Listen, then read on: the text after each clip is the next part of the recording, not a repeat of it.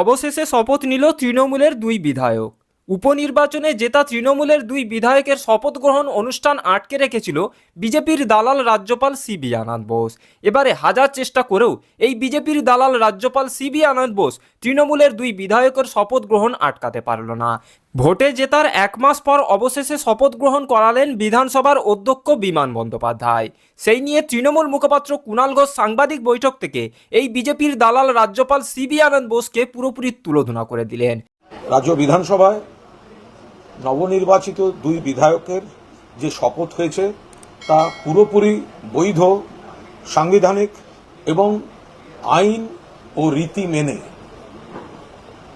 মহামান্য রাজ্যপাল যে বিবৃতিটি তারপর প্রকাশ করেছেন, সেই বিবৃতির বয়ান এবং উদ্দেশ্যের তীব্র বিরোধিতা করছি। কারণ নির্বাচিত বিধায়কদের শপথ নিয়ে অহেতুক বিলম্ব এবং জটিলতা মহামান্য রাজ্যপাল তৈরি করেছেন। আজ যে পরিস্থিতিতে সম্পূর্ণ বৈধভাবে, আইনসম্মতভাবে, রীতিসম্মতভাবে শপথ হলো, কিন্তু তাতে যে দেরি হলো এর জন্য দায় সম্পূর্ণভাবে মহামান্য রাজ্যপালের। উপনির্বাচন দুজন জয়ী হয়েছেন, মানুষ তাদের বিধানসভায় বিধায়ক হিসেবে পাঠিয়েছেন।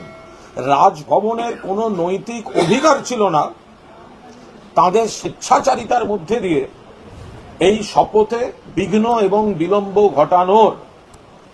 রাজ্যপাল মহোদয়ের এই পরিকল্পিতভাবে বিলম্ব ঘটানো, অন্যায় জেদ, নির্বাচিত বিধায়কদের অধিকারে হস্তক্ষেপ করা, নির্বাচিত বিধায়কদের অধিকার প্রতিষ্ঠিত না হতে দেওয়ার চেষ্টা করা, তার থেকেই এই পরিস্থিতি তৈরি হয়েছে। তিনি আজ আমাদের উপাধ্যক্ষ ডেপুটি স্পিকারকে তিনি দায়িত্ব দিচ্ছেন।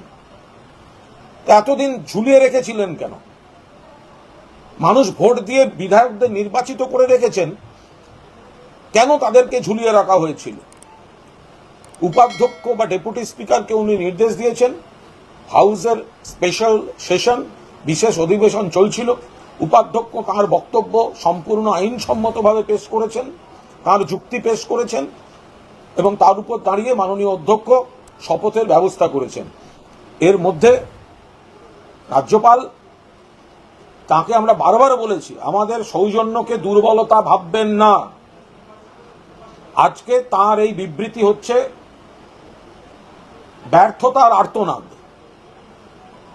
ব্যর্থতার আর্তনাদ। আটকে রাখতে গেছিলেন, দেরি করাতে গেছিলেন, এখন আর্তনাদ করছেন এটা কেন, ওটা কেন, সেটা কেন।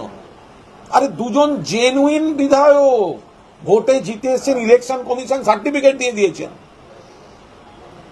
সেখানে একটা রীতিগতভাবে শপথ, কেন তার জন্য দেরি হবে? কিসের জন্য তার জন্য দেরি হবে?